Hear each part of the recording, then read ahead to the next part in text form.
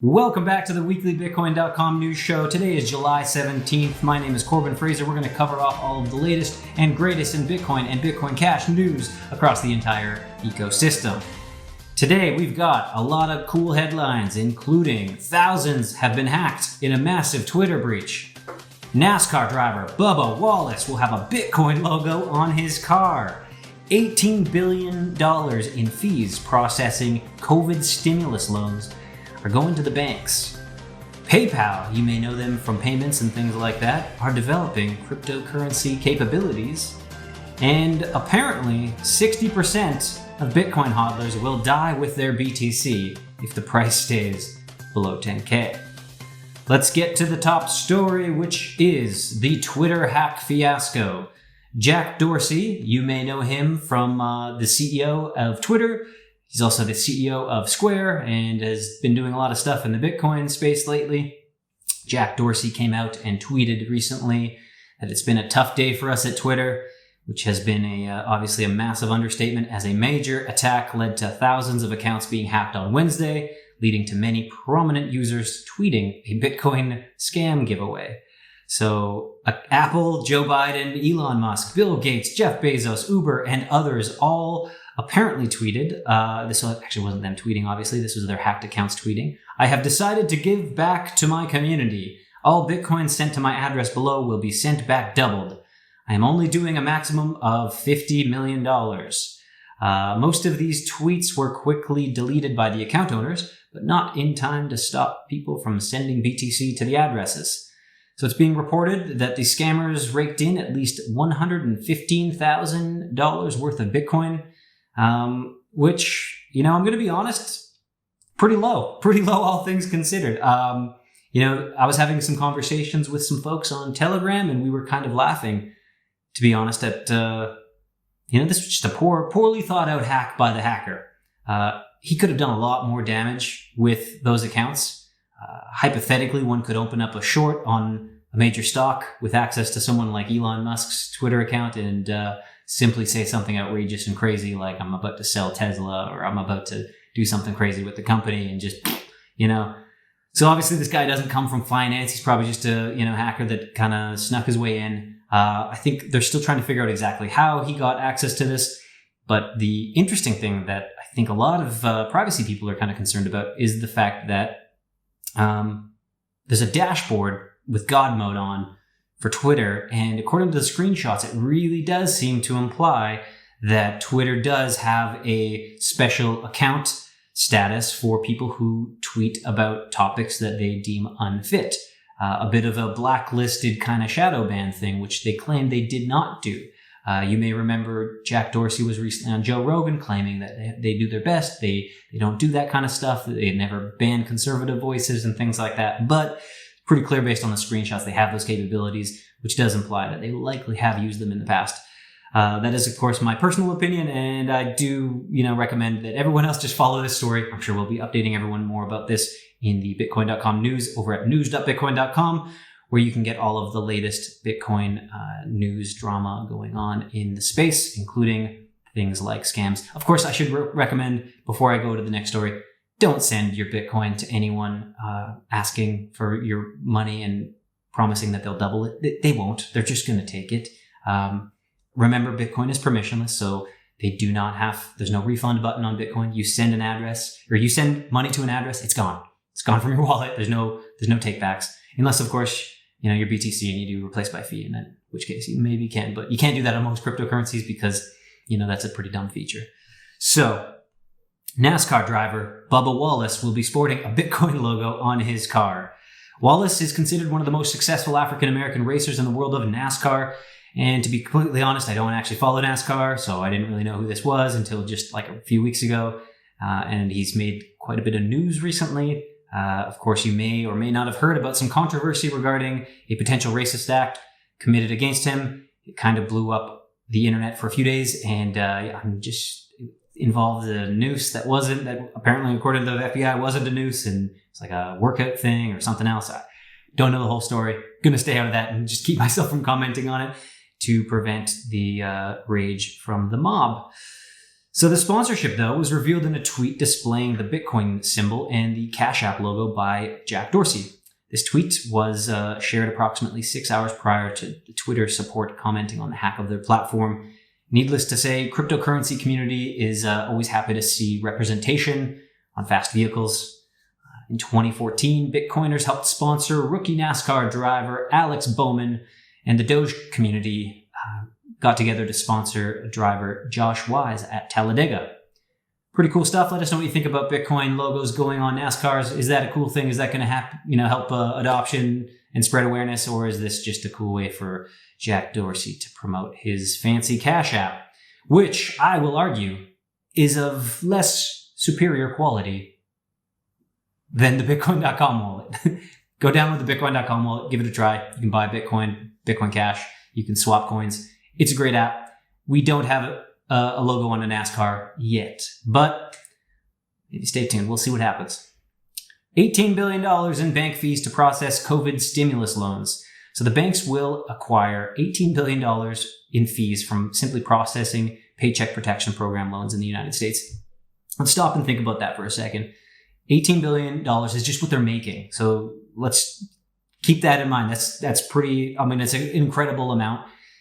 It's a shocking proof that this whole payment system is just, it's rife for someone to come in and shake it up. Hopefully that is some cryptocurrency. So let's get back to this news here. In a recent report from WCEG, the Washington Center for Equitable Growth, it was noted that financial institutions will gather close to 3% of $640 billion in PPP relief loans just for processing the funds. So commenting on the report, Amanda Fisher from the WCEG stated, as the banks have been allowed to reap $18 billion from the relief programs, it means that central planners have no reliable infrastructure for people looking for quick access to money during times of crisis. Now, Amanda Fisher, this is me asking you as a human being to another human being, just look into crypto. This seems kind of like the perfect use case. If you're going to airdrop, a crap ton of money to people, kind of makes sense that you can do it without, burning up some fees. Crypto is kind of it's a perfect example of ways to send money borderlessly, permissionlessly, and for very low fees. Of course, if you use BTC, there might be some fees because, depending on the fees, it does kind of fluctuate quite a bit. Again, 2017, $50 fees, kind of crazy. But, I guess if you can set your Satoshis per byte to a ridiculously low fee, you could probably, if you keep that low and, nobody, I guess it's already going to be a slow payment. So just roll with that. Of course, you could also use Bitcoin Cash, which is what I would probably recommend. You could look at, tools.bitcoin.com and try our dividend tool, which allows you to airdrop Bitcoin Cash to potentially thousands of people and millions of people if you were to chain these all together.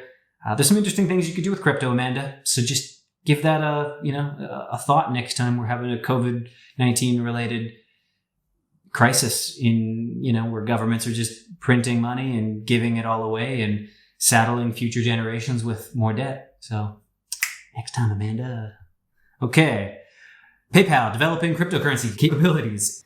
So in a letter sent to European Commission regarding the framework for cryptocurrency markets, PayPal has confirmed they are developing cryptocurrency capabilities. So the crypto asset industry has experienced substantial growth over the past few years, PayPal told the European Commission. As such, PayPal is continuously monitoring and evaluating global developments in the crypto and blockchain/distributed ledger space. The company proceeded to explain that after leaving the Libra project, it has continued to focus on advancing our existing mission and business priorities, democratize access to financial services. In the letter, PayPal claims to have more than 300 million active accounts across the globe, with millions of new users being added every year.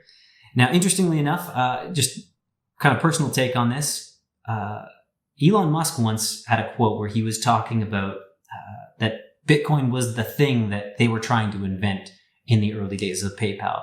Of course, they at the time didn't have Nakamoto consensus or blockchain. Nobody had really cracked that quite yet. And maybe it's good that they didn't, because I think if PayPal didn't do it their own way, we wouldn't have SpaceX and new rockets going into space. We wouldn't have electric cars and cool stuff like that. So maybe it's good that PayPal kind of did it this more centralized way. But it is interesting now that they're taking a second look at crypto and really saying, maybe this is a way for us to reduce some of our fees and maybe make some more money and maybe make, finance easier for everyone and, without the need for all of the complication involving traditional fiat. Some of you may know that PayPal was involved in the Facebook Libra project, which they pulled out of. So, you do have to kind of wonder whether they're going to really kind of dive into this or if this is just kind of a dip in the toe kind of situation. And so, very interesting stuff. Let us know what you think about PayPal adding cryptocurrency capabilities to their platform. Is this going to help out? Is this going to lead to major pumps? Is this going to just be more talk? Or what's your call? What's your magic 8-ball saying about this whole PayPal plus crypto thing? Next on our list of news items to cover, 60% of Bitcoin hodlers will die with their Bitcoin if price stays below 10K. So Peter Schiff was again talking about Bitcoin. For those of you who do not know Peter is my favorite boomer. He is, the resident gold bug who likes to take dumps on Bitcoin and Bitcoin users and cryptocurrency. And he has some books about gold, and he thinks gold is the big new old thing that everyone should get into, and thinks that Bitcoin is stupid. We're hoping that someday he'll eat those words, but, either way, I love you, Peter. I think you're an interesting dude. But he ran a poll, and he asked in this poll, how much longer does the price of Bitcoin have to stay below 10K before you will throw in the towel and sell? And the results are in, and about 60% of Bitcoin investors are willing to hold their coins until they die if the price fails to go above 10K. Recently, Bitcoin and the cryptocurrency market has experienced a period of lesser volatility, if we can call it that, which leads us to a great meme that we found. And I guess I should share this.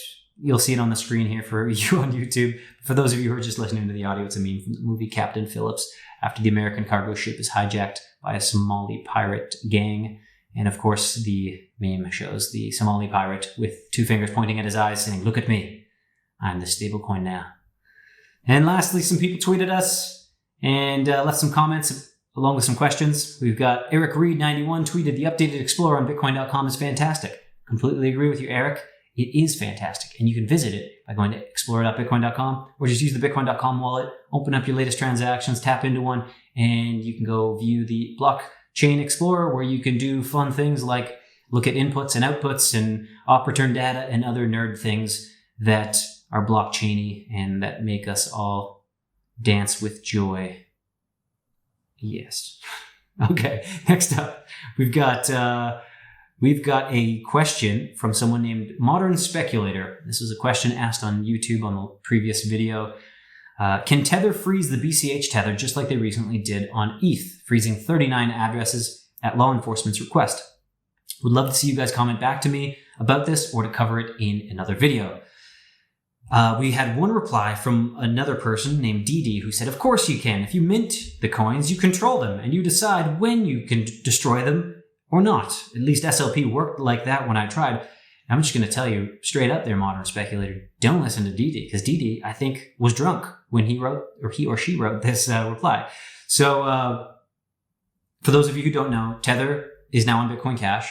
Now, Tether is using the SLP protocol, which is like a token protocol that lives on top of the Bitcoin Cash network. So when you send Bitcoin Cash, you can actually strap on a little bit of SLP, or in this case, Tether, and you can send it along with it. So it's like a permissionless token protocol system now, which means that technically, as long as you control the keys, as long as you control the addresses which contain the tether, you can send them no matter what. There is no way for Bitcoin Cash to censor transactions.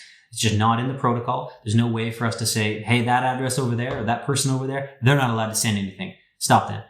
That's just not possible. Now, what is possible, hypothetically, is if an exchange had a bunch of SLP tokens such as Tether, and the government said, stop those Tether from going out, we don't want you using those, then yes, there is a chance that an exchange could be forced to comply with a legal order like that. Of course, you could also, in theory, block a lot of stuff by just getting like a cabal of exchanges to kind of coordinate blocking addresses. I think that's happened as well in some cryptocurrency hacks where they all just kind of agree that these addresses on exchanges are blacklisted.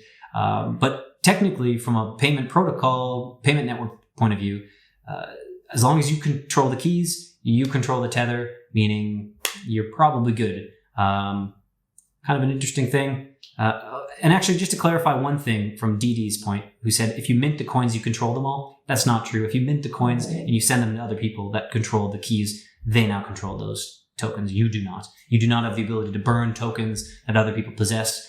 You simply have the minting baton to create more tokens. So, hope that clarifies things. That is it for me today. We're keeping these things fast and light and short. Let us know what you think. Leave us a comment below, subscribe, follow us on Twitter at Bitcoin.com, and we'll see you next week. See you guys.